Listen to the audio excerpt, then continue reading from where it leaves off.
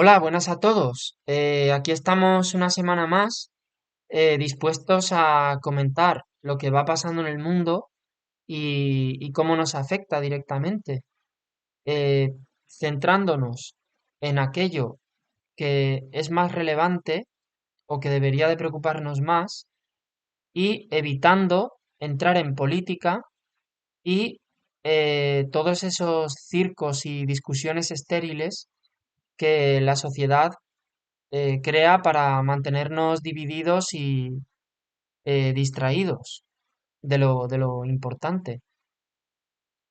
Bueno, entonces, en la semana del 15 al 21 de julio de 2024, he encontrado varias noticias. Sin embargo, una de ellas es la que me ha parecido con diferencia la más importante y en realidad es un poco anterior, es del 11 de julio, pero me parece muy interesante detenerse a analizarla con todo detalle. Entonces aparece en Euronews y dice, análisis, 5 ideas para reformar la gobernanza de la Unión Europea. Entonces, bueno, como muchos sabéis, pues ha renovado su mandato esta Ursula von der Leyen. Sin embargo, eso no es lo importante, porque, en mi opinión, no debemos de poner esperanza en ningún político, por muy rebelde o que nos parezca, o por muy de acuerdo que estemos con lo que diga en sus discursos, al final hay poderes muy superiores a los políticos. Entonces, es en cierto modo un engaño que ellos nos ofrezcan esperanzas de cambios profundos. Eh, Sin embargo, sí que es importante analizar qué es lo que pretende hacer la Unión Europea y los cambios que quiere introducir en la sociedad.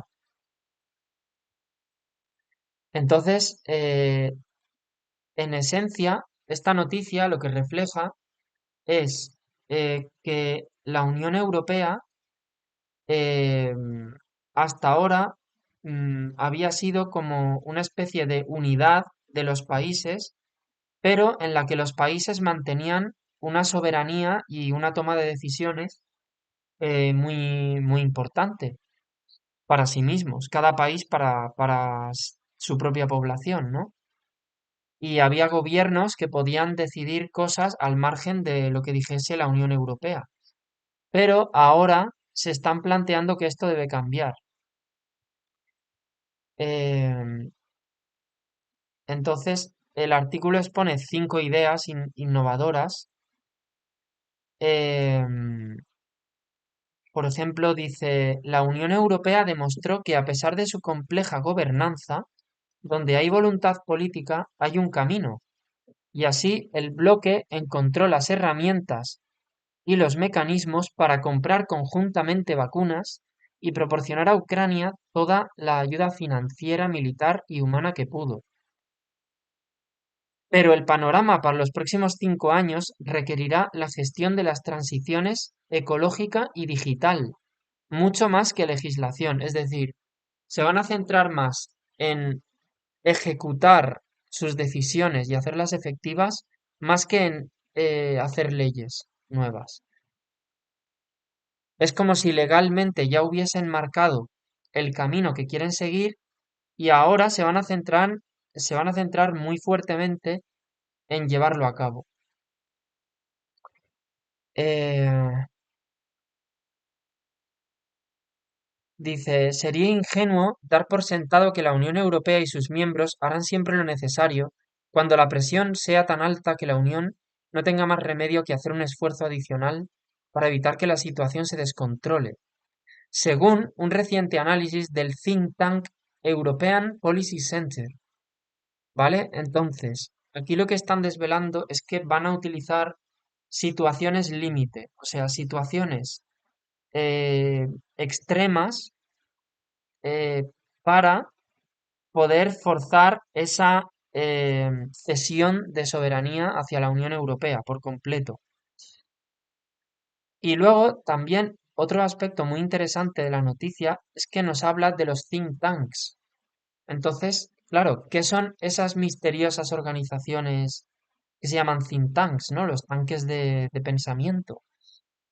Mm, Desde mi punto de vista, los think tanks, que esta noticia expone a varios de ellos, son una especie de intermediarios entre los planes de unas personas o unas instituciones que son quienes realmente deciden y los políticos, ¿no? O los partidos lo que todos conocemos como entidades de poder o de gobierno, aunque el poder esté en otra parte, ¿no?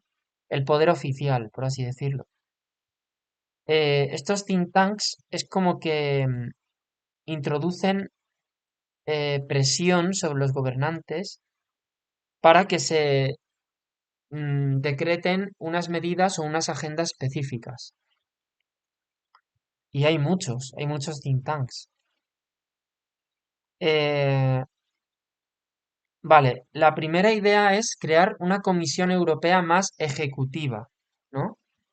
Entonces dice, el creciente papel de la Unión Europea en ámbitos políticos en los que los Estados miembros son los principales responsables, como la sanidad, la política exterior y la seguridad, exige un mayor grado de habilidad y capacidad ejecutivas, según el análisis del think tank.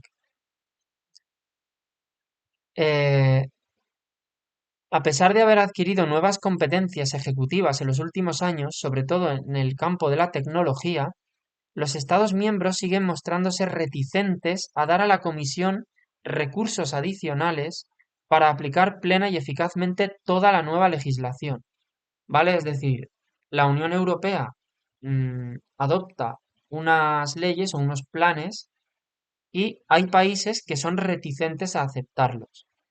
Entonces quieren introducir nuevos medios para hacer más, eh, como digamos, más expeditivo el cumplimiento de todas las agendas y normativas de la Unión. Y más adelante dice, Heather Grabe, no sé cómo se pronuncia, investigadora principal de Bruegel, que Bruegel es otro think tank, sostiene que la próxima comisión debería ser imparcial y no política, ¿vale? Lo cual ya da un poco de risa. Y centrarse en garantizar que la legislación de la Unión Europea se aplique correctamente. Es necesario que la Comisión tenga poderes mucho más fuertes para ser la guardiana de los tratados sobre sobre el Estado de Derecho. Vale. Entonces vemos que el camino que vamos siguiendo es que los países cedan toda su soberanía en cada vez más ámbitos a la Unión Europea y la Unión Europea sea a su vez un bloque eh, que se pueda unir a otros bloques mundiales para conformar un gobierno mundial, porque al final poco a poco es a lo que vamos encaminados. Eh, vale, también dice liderazgo fuerte y coordinado. Vale, dice, será especialmente significativo que los presidentes del Consejo Europeo y de la Comisión empujen en una misma dirección. Vamos, que no haya ningún tipo de discrepancia, ¿no? Que sea como una especie de poder único, la Unión Europea. Fijar objetivos estratégicos claros. eh, ¿Vale? Entonces, algo que me ha llamado la atención aquí, que revelan, es que dice que se plantea, bueno, Ursula von der Leyen se plantea derivar menos dinero a la agricultura, eliminar las subvenciones y destinar más dinero a defensa, ¿no? Como, em, claro, en realidad, por un lado, esto debería de ser bueno para la agricultura, porque así se volvería independiente de la Unión Europea y de todas esas subvenciones. Sin embargo, temo que debido a la dependencia que ya tienen los agricultores hacia todo ese dinero de la Unión Europea, esto los vaya a perjudicar mucho. Eh,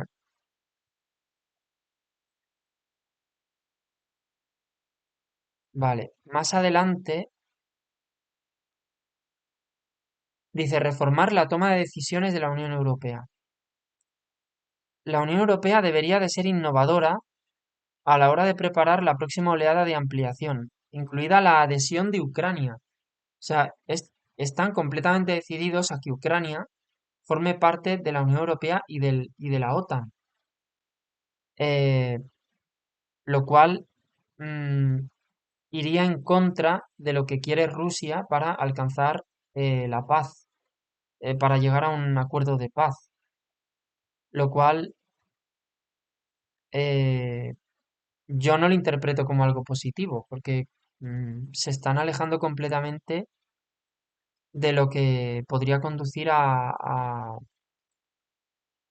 fin del conflicto entre Rusia y Ucrania. Em, y más adelante es donde habla del presupuesto de la Unión Europea y dice, uso más eficaz del presupuesto y endeudamiento común. Vale, entonces, eh, si lo pensáis, eh, la Unión Europea durante el COVID hizo entregó muchísimo dinero mediante préstamos, mediante bonos de deuda, ¿no? A los países em, para, bueno, reconstruir su economía, ¿no? Entonces, utilizan las crisis, ¿no? De todo tipo que generan daños económicos para vender más bonos de deuda, endeudar más a los países y demás. La deuda es la herramienta de esclavitud que utilizan. Es el instrumento fundamental que hace que los países no puedan ser soberanos, porque si están completamente endeudados con el Banco Central Europeo y demás, pues no pueden tomar decisiones propias. Y así es como se van debilitando y haciéndose vulnerables a todas esas agendas que están perjudicando a los países. Además, fijaros, dice el director de Egmont, que Egmont es otro think tank diferente. Como veis, hay think tanks como moscas, ¿no? Cree que se puede hacer mucho más para simplificar los instrumentos presupuestarios existentes y hacer un mayor uso del enfoque basado en el rendimiento. Esto significa que el dinero de la Unión Europea solo se transferirá a los Estados miembros si cumplen determinados objetivos que midan sus reformas y su rendimiento, como ocurrió con el plan Recuperación Next Generation. ¿Vale? O sea, está claro que aquí el dinero va a ir acompañado de unas condiciones. Va a ir acompañado de que tú hagas lo que diga la Unión Europea y quienes la controlan, por supuesto. Así que este es el panorama.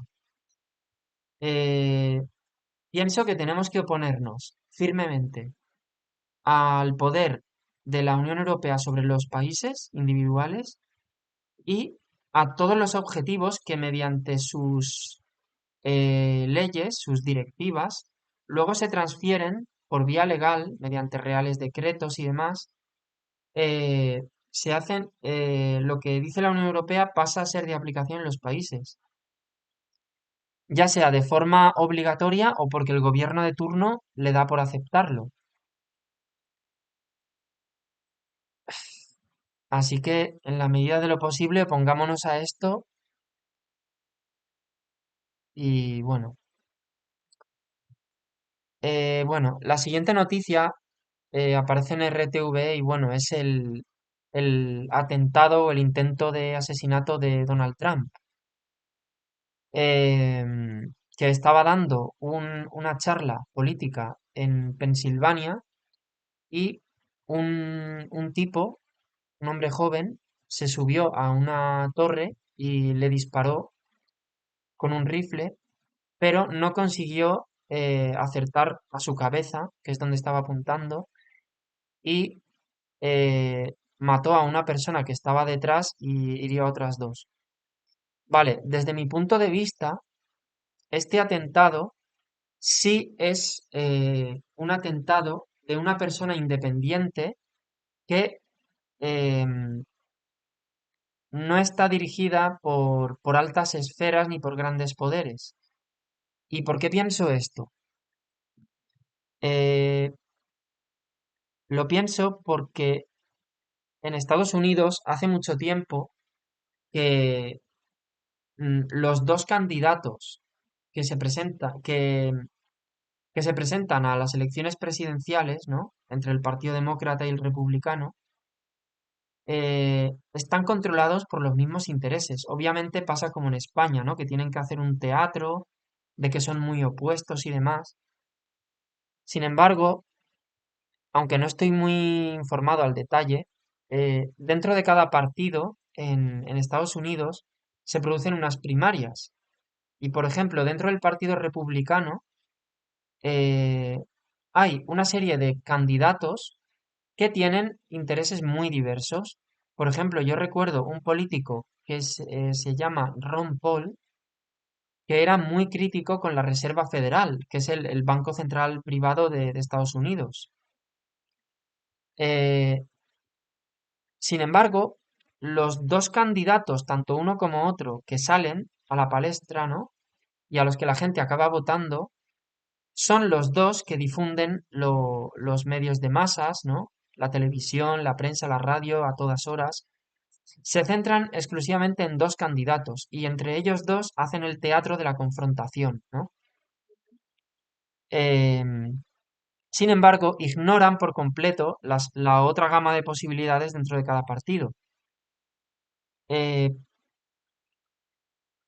entonces, eh, yo creo que Donald Trump y la Kamala Harris o quien sea, aunque parezcan muy diferentes, en el fondo y en lo importante están obedeciendo a los mismos intereses. Eh, en la historia de Estados Unidos, si os fijáis, no ha habido golpes de Estado. ¿Por qué? Porque lo que ha habido son asesinatos de presidentes. Allí en Estados Unidos, y de hecho haremos un vídeo eh, al respecto, ha habido una lucha por el control del dinero, eh, una lucha por impedir que la banca privada, en manos oligárquicas, ¿no? En unas pocas manos, controle todo el dinero del país. Entonces, el año 1913 es clave porque se fundó la Reserva Federal de, que es el actual Banco Central, y se fundó también el dólar, el actual dólar, como moneda única.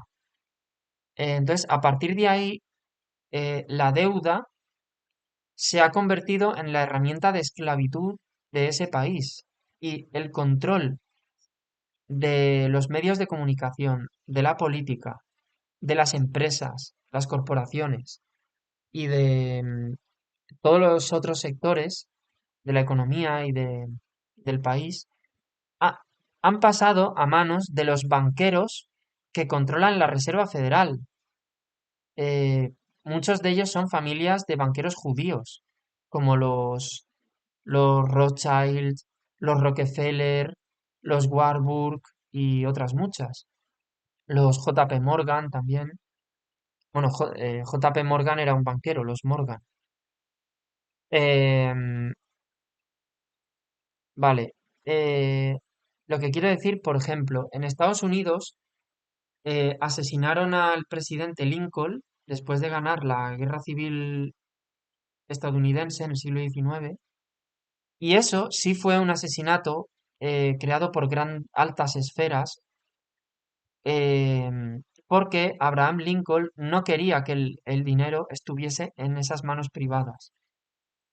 Eh, También el asesinato de Kennedy fue también hecho desde las altas esferas, evidentemente, de una manera muy bien planificada, porque Si habéis visto un discurso que este presidente ofreció alertando de que en Estados Unidos estaban operando poderes en la sombra em, y controlando los aspectos más importantes, así como engañando a la población y manipulando, eh, evidentemente estaba poniendo en peligro a esos mismos poderes. Y eso, entre otros factores, contribuyó a que se organizase su muerte. Vale, entonces, si ya en la época de Kennedy o incluso de Lincoln estos asesinatos tenían éxito, ¿cómo no va a tener éxito si realmente esos poderes quisieran acabar con Donald Trump? ¿Cómo no iban a tener éxito? Desde mi punto de vista, eso es totalmente inviable. Yo pienso que esto realmente ha sido una persona independiente que no se conocen los motivos por los que ha hecho esto, pero tendría probablemente problemas de algún tipo o no sé. Pero sin embargo, no es algo organizado desde lo alto. Esa es mi opinión. Bueno, la siguiente noticia aparece en Reuters y dice, Dinamarca será el primer país en imponer tasas del CO2 a las granjas, dice el gobierno, ¿vale? Entonces ya no estamos encontrando con estos impuestos del CO2 que se va a imponer lo que es la ganadería y no sé si también la agricultura. Evidentemente, todos los agricultores y ganaderos están en contra de eso, los productores. Sin embargo, como todo funciona por una serie de jerarquías que están politizadas, pues las grandes organizaciones agrarias o ganaderas al final van a dar la razón a esto. Y bueno, pues parece que Dinamarca ha sido el primero, pero esto es una agenda que se va a extender. Y también desde mi punto de vista debemos oponernos, porque todo esto del CO2 eh, es un fraude. Es un fraude tanto en el sentido de que ese CO2 no es el causante de los males de la naturaleza, como que es una agenda para destruir aún más la soberanía de los países. En este caso, para acabar con el sector primario de todos los países. Y que pasemos a depender pues de las grandes corporaciones, que son quienes más dinero van a tener para pagar esos impuestos del CO2 y para que, pues, por ejemplo, para que pasemos a la carne sintética, ¿no? Bueno, un montón de intereses que cada vez nos ponen más en sus manos y nos hacen más dependientes. Otra noticia a comentar, así interesante, es lo del fallo que hubo de un sistema de Microsoft que hizo caer, bueno, pues generó problemas en aeropuertos y en entidades bancarias. Vale, entonces lo que yo quería reflexionar sobre esta noticia es que si un simple fallo en una actualización de un antivirus pudo ocasionar problemas temporales graves o relativamente graves, imaginaros el poder que tienen eh, aquellos que controlan estas empresas informáticas y todos estos servidores de los que dependen tantos servicios para ocasionar problemas a la sociedad, incluso crisis muy fuertes. Y creo que esto nos debe hacer pensar en que tenemos que volvernos más autosuficientes y tener nuestros propios recursos de supervivencia en caso de que pueda pasar cualquier cosa de estas, ya sea intencionada o no.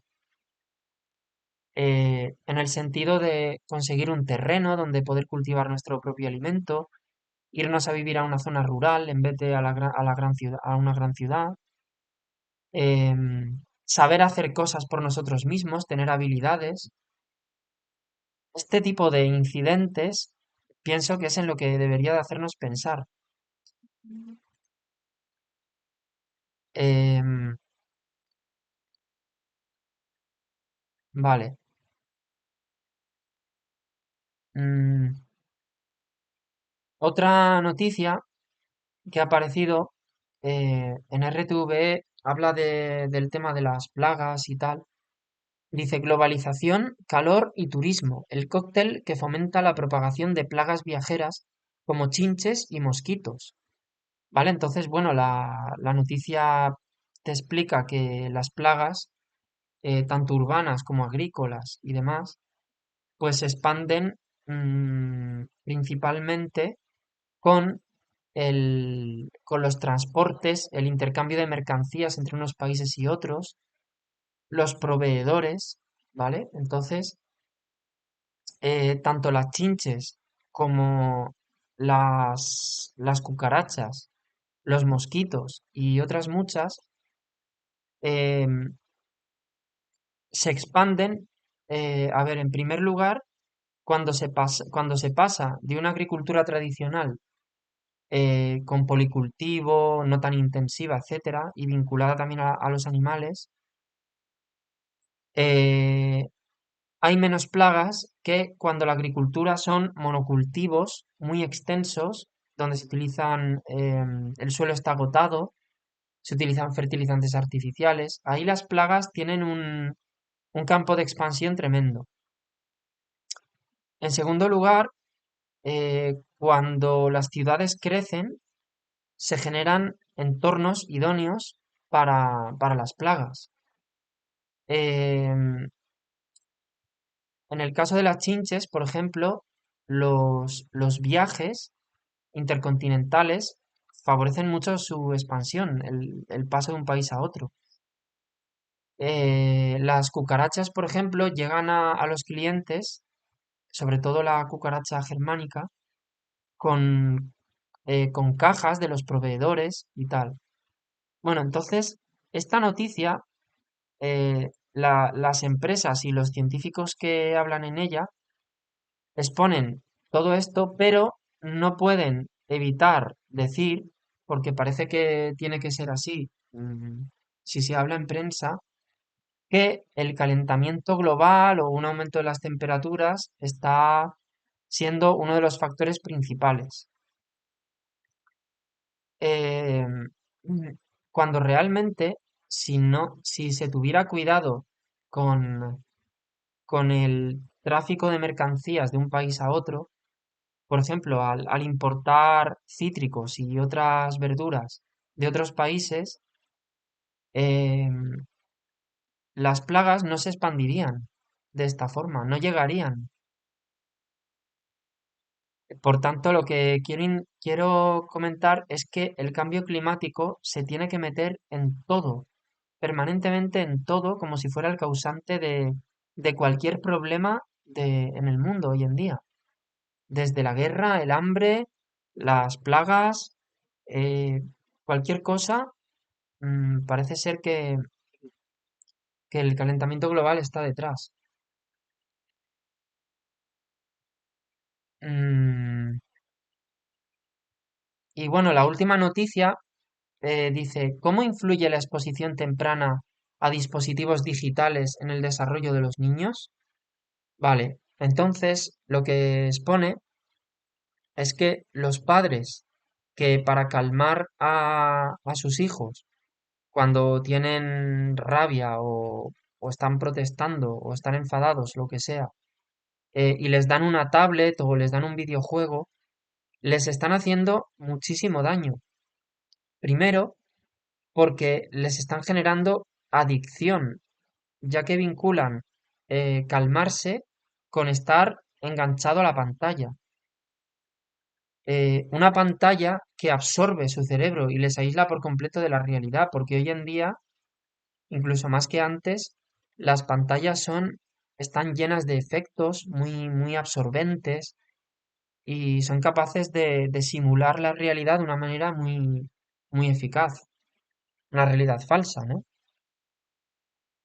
Dice también que hace que luego les sea más difícil controlar sus propias emociones cuando crezcan. No tendrán control ni sabrán gestionar ellos mismos sus propias emociones. Entonces, lo que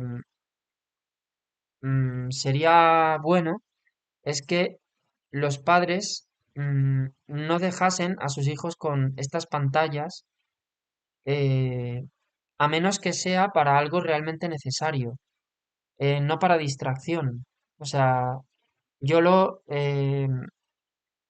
diría que habría que evitarlas al máximo, tanto la televisión como los videojuegos, las tablets, los teléfonos móviles y demás, porque al final lo que hacen, aunque puedan servir para el entretenimiento, que en parte no está mal, pero lo que hacen es crear adicción, absorber a los jóvenes de la realidad con la que tienen que estar en contacto con el mundo, eh, los aíslan de las demás personas, les generan, seguro,